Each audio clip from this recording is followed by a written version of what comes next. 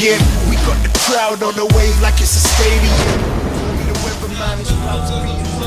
Starting to the left of Antigua Shipyard in our third game in this best of 3 is the talent player for Team MVP. It is MVP Noblesse. Noblesse, the guy who's doing really well this season, may be able to get back into Code S. Might be able to do it. Came from Code B, what they call a qualifier tournament. Now is in the third round of Code A. So is his opponent. To the right side in blue starts the MVP Zerg player.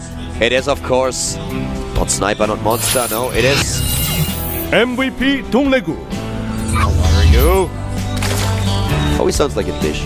Yeah, it actually does. Like a type of pasta. Yeah.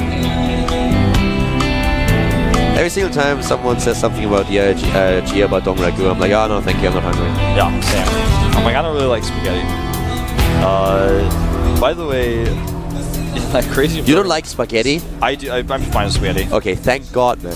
I thought there can't be another thing. After ice cream and fruits and everything, you can't hate spaghetti. That can't be true. I don't hate it. It's not like one of my favorite foods, but I'm cool with spaghetti, especially if it's made well. Thank God. By the way, the Heaven observing that we had, by the way, is always a bit interesting. I want to stress again to anyone tuned in a little bit late, the reason why we have all these crazy camera angles is because of Heaven. And this is what the Korean stream sees like every day. He actually normally does this, and it's a different style from what Legend does. And in fact, both the Korean stream and the English stream are seeing this today. And a quick scout here by Noblesse, but he's going for a normal build. Yeah, so is DRG. 15 edge in the pool. Yeah, neither player taking any weird chances in game number 3. Uh-oh. That Overlord. If he had the original Overlord speed, he might be in trouble, but now he's fine. Get out. The old Overlord speed was an insult. It was time to give the Overlord a chance. A heart for Overlords. Greenpeace was actually already complaining. Overlords are an extinct race. You know it's true, stop laughing.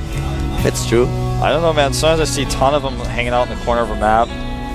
No matter how many Phoenixes kill the Overlords, they just keep coming. They had the most miserable life in the entire world, on the entire planet, in the entire StarCraft universe.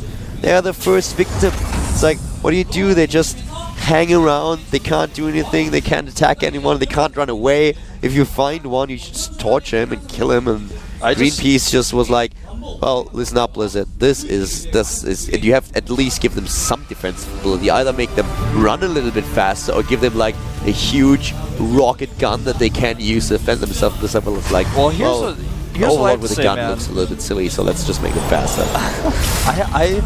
I feel like there's something to say about Overlords, though. Almost every game that ends, even when the Zerg player loses, the unit that survives the most is the Overlord. It's usually just in the corner. It doesn't fight. It just sits in the back. That's not true, man. If you wouldn't see NerdGu or Lelouch play, if they start to rage, what usually happens is that they both forget about their waypoints, build like 20 Overlords, and they fly right into the opponent's army.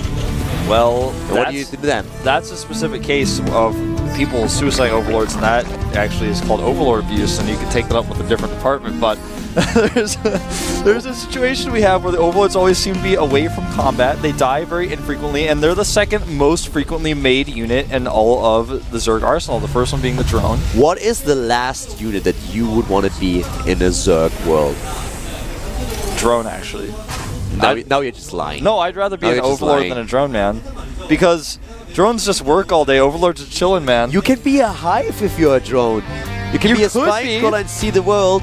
You can see the world as an Overlord. You can travel, and you might just chill out all day. I can't believe that you're a straight-faced lie here. No, it's not a lie, man. What if you become the very few Overlords? Okay, after the drone, go.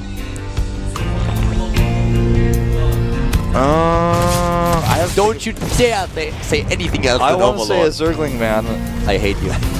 Zerglings are fast, but that's about it. They're very likely to die. We are done. I don't want to fight people. Overlords don't fight, man. Wolf is the guy who just presents the other cheek.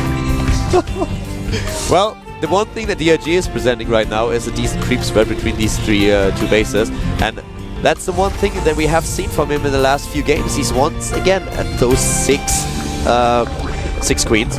They will help him to defend against those Hellions. And the thing is, he went into 4 gas really fast. And, well, I would be surprised, but no, that's not going to be like a Spire. No, I don't think there's going to be a Spire this time. Double Evolution Chamber, going for double upgrade. That has to be like a attack into the Infestation Pit. I like this wall at the top of the ramp, though. It's something that a lot of Zerg players will not do on this map. This is a really specific Terran push that we're seeing with Noblesse. Not again, I hate this push. This is the Combat Shield Hellion push. But we've seen Keen do it a lot, but do you see what we don't see for the a Baneling Nest. Oh yeah. And if without a Baneling Nest, the Queens can only do so much. They can buy a lot of time for your Banelings to finish, but if you don't have a Nest, you're in trouble. And I think this Nest is a bit late. Yeah, it is. I'm not sure if he's going to be able to hold this. He actually has Spore Crawlers going up expecting Banshees, but that's not what we're going to see here. Uh-oh. That Overlord was unlucky.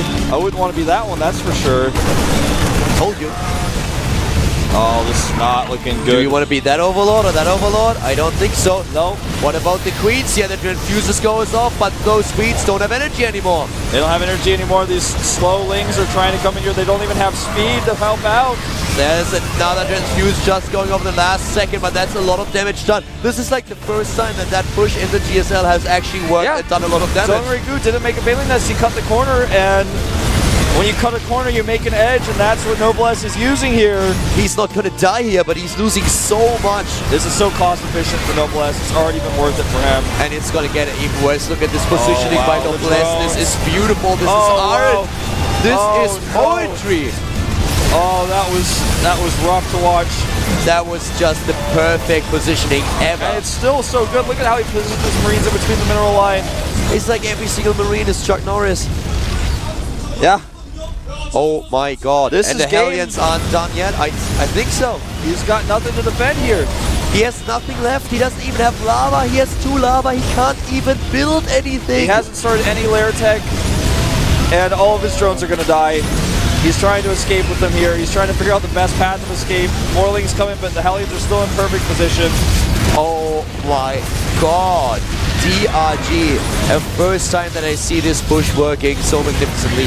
He actually forgets to build his Baneling Nest, doesn't have Banelings ready, and then, yeah, if you only have Lings, then this push is gonna kill you. I would have never expected DongRaeGu, of all people, to lose to a push like this, especially not against an MVP player. We have seen this push over and over again, and time after time it failed miserably in the GSL, but every single time when it failed, the opposing player had an early Baneling Nest or had roaches in the game. Or had scouted it, you know, for example, and had been able to react in another way by, you know, getting the Queens ready to defend to buy time for that Baneling Nest. But in this case, DongRaeGu just died. That's it, what he just said. The Queens, he relied on his Queens, on 6 of them, which is really strong.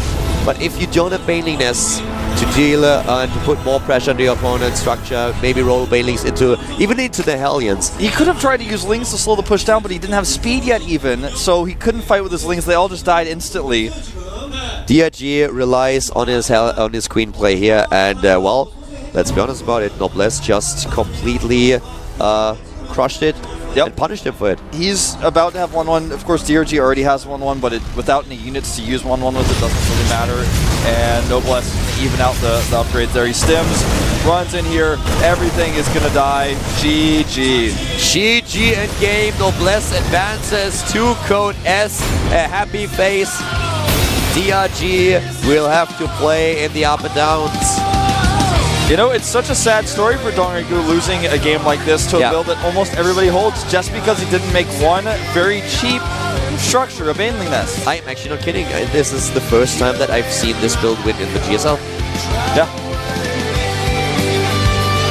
This guy is happy. Noblesse is happy, and he played well. Played a strong series, especially on Whirlwind. Good job, well done. That was... You know, I expected Noblesse to take the series. I did not expect it to end that way. And the way we saw DongRaeGu play in the first 2 games, I thought, oh, actually, maybe I'm wrong. Not sure if Noblesse is going to take this after all. It all came down to game number 3. He just went for a time push that so many Terrans do. It's like a textbook push. Usually doesn't work. Sometimes it can trade okay. Yeah, if but you trade it okay, it's never fine. kills anybody. And DRG died. DRG's problem really was that he had so many Zerglings that he built that died to the perfect positioning of Noblesse. That's really what stood out for me. That at the mineral patches, he had those Marines line up behind the Marines, all those Hellions. So the Zergling tried to engage and the Hellions just roast everything. And then he didn't have lava anymore. He's like, well, I can't actually build anything here. Nothing at all, man. That was a rough situation. Yeah. Well, we are going to go into our next best of 3, which is, of course, going to be Boom Boom up against Yoda after a quick 5-minute break. See you soon.